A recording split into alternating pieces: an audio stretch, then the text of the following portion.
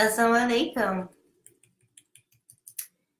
This is Naaila, and I am a contributing counselor with About Islam. As always, I'm here to talk about all things dealing with relationships. I'm a little under the weather today. I'm trying not to sound like it. I've got a couple of questions, and I'm going to go ahead and I am going to get to the questions. And as people come in, please let me know who's with us and where you are. I am Naaila, and I am in Atlanta. I'm in Atlanta, Georgia. Let me know where you are for today. If you have some questions, I will try if I can. If I have an answer, you can post them here and I can try to answer them in the session. Please give your feedback and your comments to anything that will be said today. And you can also, if you want to privately give a question, you can put one in the About Islam box, and I will be sure that I try to get to it today. All right? Assalamu alaikum. Oh, we have someone from Bangladesh, and we have someone else. I will not attempt the first name because I don't want to mess it up. So, but I can say Max. I like to respect people and be able to say their names properly.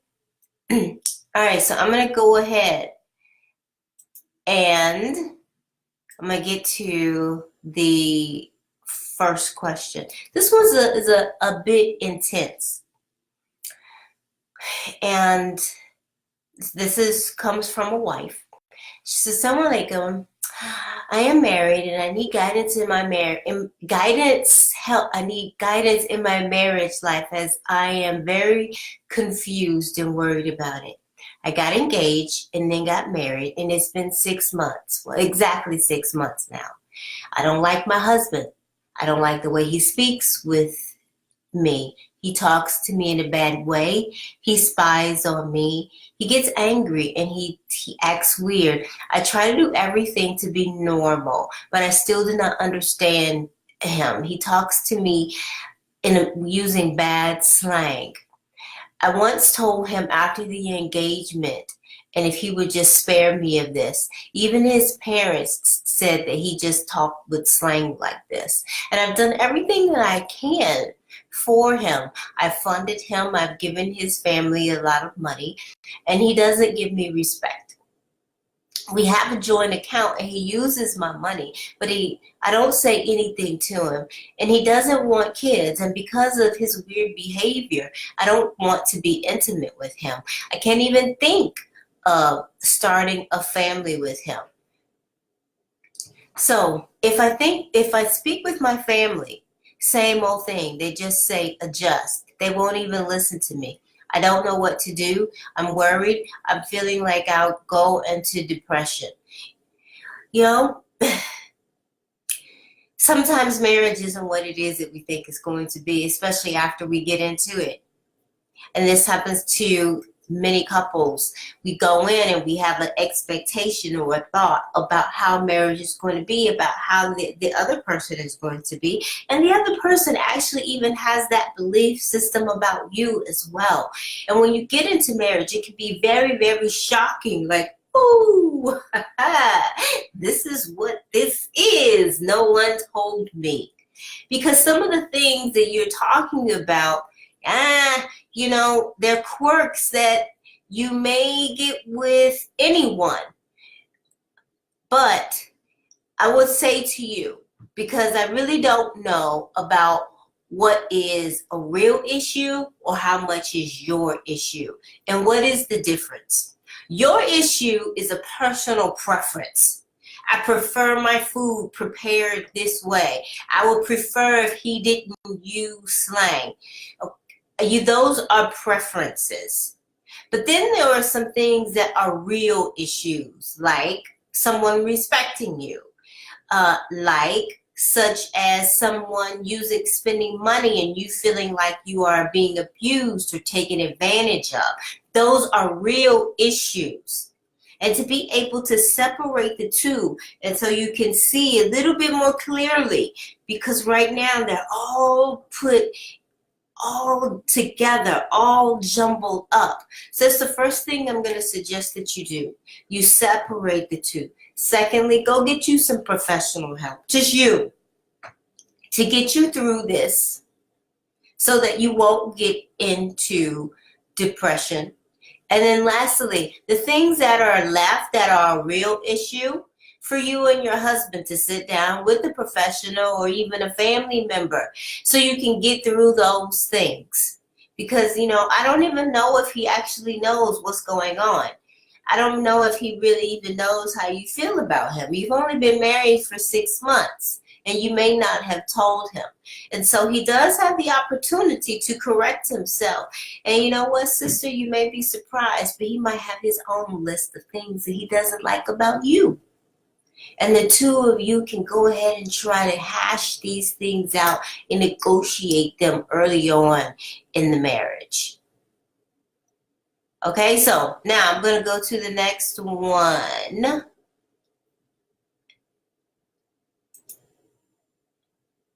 Remember, let me know where you are. Y'all know I love to travel the world with you, and I love to be able to go to all these different places every time I'm here with all of you on About Islam. Okay, so I'm going to the next question. I'm a newly married woman. It was an arranged marriage that took place just a month and a half ago. And I'm a religious shy girl. I didn't have any affairs or anything before marriage because I know it's not permissible. My husband wanted me to go to the cinema halls after our engagement, but I wouldn't because I didn't have a mahram. He took it as an insult and told me that he would never take me out after marriage. And both of our families were happy with our relationship, and so were we. I love my husband. Things were smooth till 1 month from not going with him before marriage. He was busy in his work, so I didn't pressure him with anything. After 1 month, he started sleeping in another room. On asking the reason, he said that he was unable to understand me, so he can't live with me. And I was surprised at this. He earlier told me that he would be busy till the end of December, so I would have to cope with it. And I was waiting for him patiently. In the meanwhile, he just started sleeping separately, and his mother also supports him. He told me to go home now. He doesn't talk to me or the other members of the family. His mother scolds me for no reason for the things I haven't done. She strictly prohibited me from doing any housework and tells outsiders that I don't take any interest. I don't know what to do. I'm confined to my room. My parents are tense. I offer prayers and I seek Allah's help, and I want my husband back. What shall I do? This one is a hard one.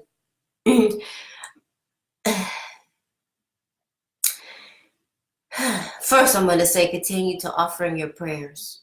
That's definitely always go to Allah.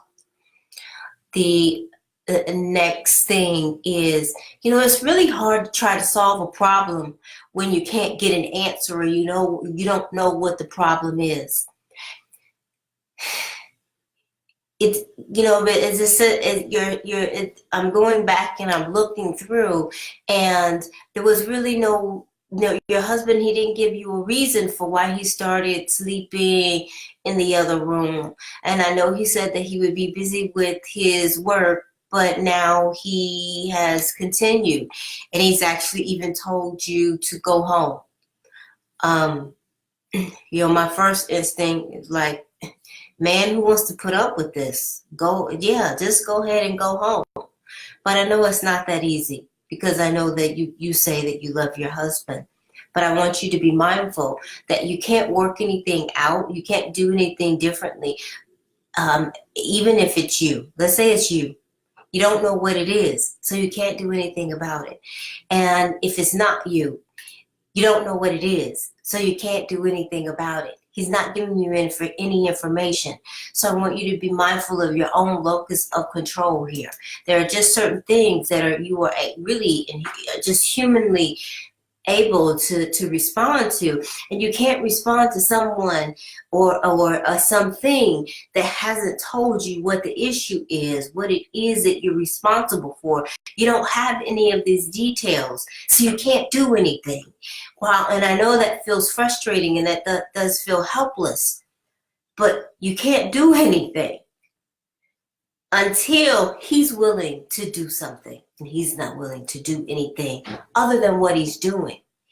And you may want to look at what it is he's doing, because what he's doing, that really might be, at least for right now, all he's willing to do. And this is going to be a lot of acceptance right now. So I'm going to say that until he's willing to give you something, so that you can do something differently. And again, I can say you can ask, perhaps there is a family member that is an elder who will be able to get the information, some information, or speak to him on your behalf. But if not, yeah, you may want to go home. Now, that would be very difficult. And again, I know you want to be with your husband, but in this situation, at least for right now, being with your husband under these circumstances is going to mean that you're going to be in that room, because that's all he's going to offer. And until he makes a shift and gives you something differently, this is what it is. You know, the saying, sometimes it is what it is. And you have to be realistic. There is no, well, okay, you need to say this, and you need to tell him this, and you need to say this. No, I would say you need to try to get some information, but if he's not going to give it to you, there is nothing that you can do. And it sounds like you've already requested it. I'm not going to say not to make another request. But if he doesn't tell you and is willing to work with you as a husband, there's nothing you can do. All right, so I'm going to go on to the next question. That one makes me very sad, though, because, being in such a situation where you just feel so powerless, it does. It feels devastating. Oh, Rabia from Miami. Hello, Stephanie. Glad to have you here. Walaikum salam, Rabia. All right, so I'm going to go to the next question.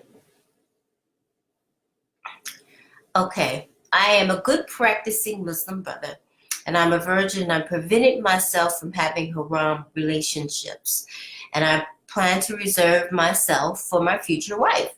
But I'm deeply worried that she will not be a virgin, as I see women around me having boyfriends, and even the Muslim women. And I'm deeply worried that I've reserved myself for her, and later, if I find out she's not a virgin, I'll be devastated.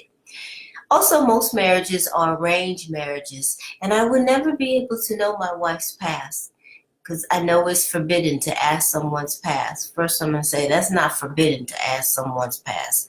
When we use the word forbidden, when you say forbidden, I'm Muslim, that means haram. It is not haram to ask someone these questions, particularly for the intention of marriage. Now, you shouldn't just be walking around asking other people about their past. It's none of your business. But when it is for marriage, you have every right to ask. Okay, so I'm going to go back. I needed to say that. All right. But when we marry for the first time, we assume that she's a virgin, and if she's not, it would be a big problem for me. Okay, wait a minute. I have been told that I don't want to marry a divorcee or a widow rather than a woman who is not a virgin. If she was intimate with someone, why didn't she marry this person rather than coming to me as a used commodity? Okay, I would prefer being single my entire life rather than being with someone like this in my life. What to do in situations like this is I would never be able to forgive and love as we are commanded. or or to fulfill basic needs, to fulfill our urges and all of the husband's obligations. I would never say I love her. I would never say I love her, but I would feed her and clothe her and keep her for the sake of Allah, but I wouldn't love her. Is it better to divorce on such situations? I need advice. Okay, I understand. This is a issue that many people who are getting married have, and it's not even about knowing whether or not a person is a virgin. It is really about whether you really want to know as much as you can about this person that you're marrying and what they're bringing to the marriage. This is fair. This is fair to ask these questions to find out. Now, of course, you want to be respectful of a person when you ask the questions, but it is fair. You deserve to know. People are bringing something. They're bringing their sexual history. They're bringing their family history. They're bringing their personality. They're bringing friends with them. They're bringing a lot of things to the marriage. So I want to say to all of you, never believe that, okay, well, I shouldn't ask. No, when you are marrying a person, you are marrying their entire history, past and current, that they're bringing with them. Now, you're never going to know everything. It's impossible because guess what? They're never going to know everything about you either. But these are definitely things to be aware of. First thing, I will definitely always recommend premarital counseling, not premarital advice, because you can get that.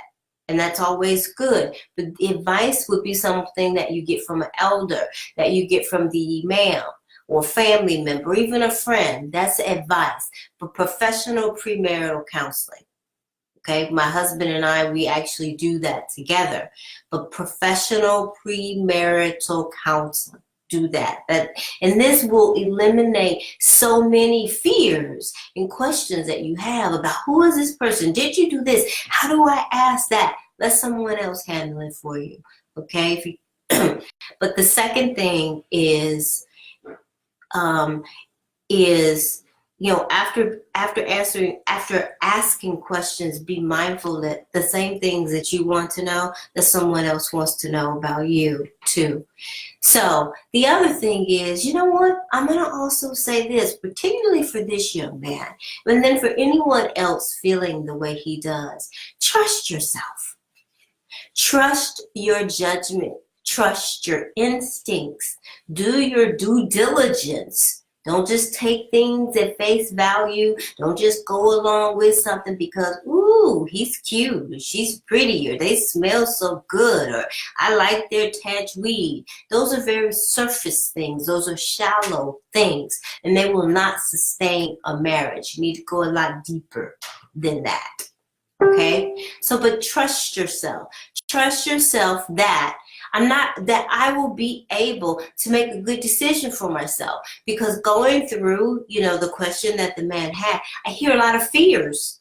I hear a lot of doubts, but that really means that, there's a lot of self-doubt in going into a new experience. And I get that. This is whole new territory. And it's like, I don't have a lot of experience in making sure that a person matches up with me. Next thing, and I'm going to say this to this gentleman, I understand wanting someone who is a virgin, but I'm going to tell you something. She's only going to be a virgin that first night. After that, she won't be a virgin anymore. She'll be a woman like any other woman.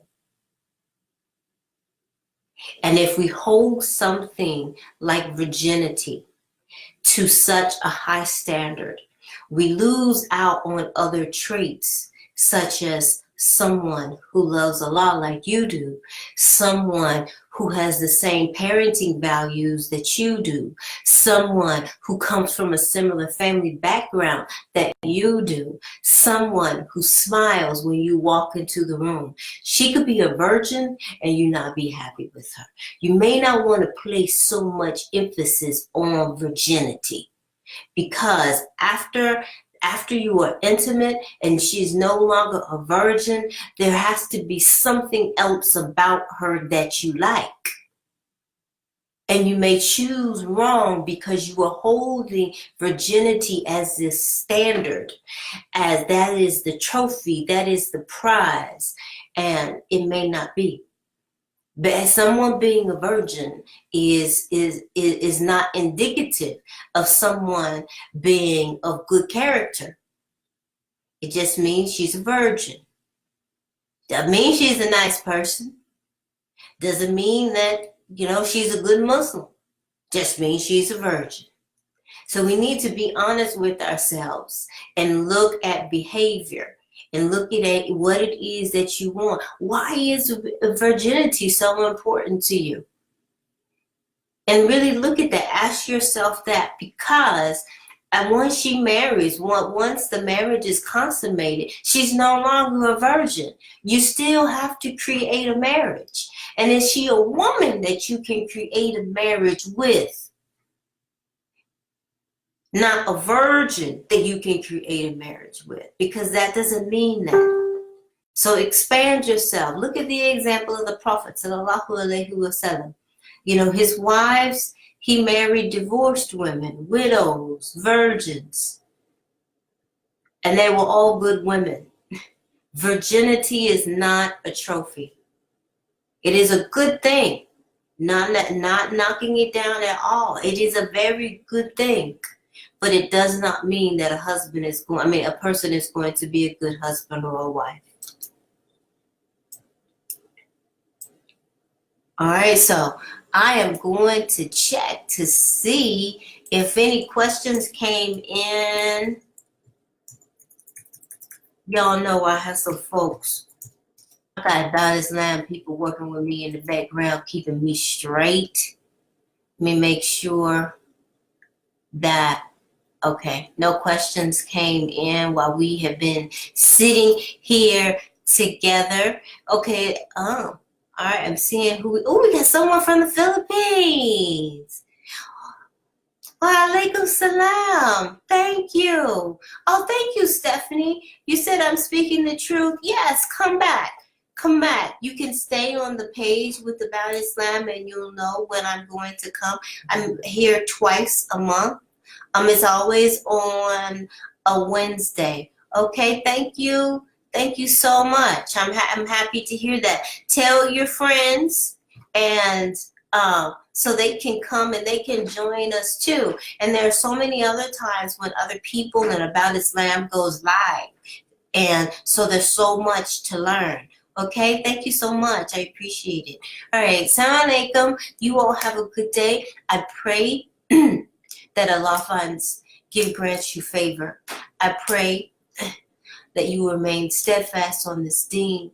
I pray that you are allowed to enter Jannah from any gate that you choose. Ameen. Assalamu alaikum. Oh, bless you. Thank you. Thank you, Stephanie.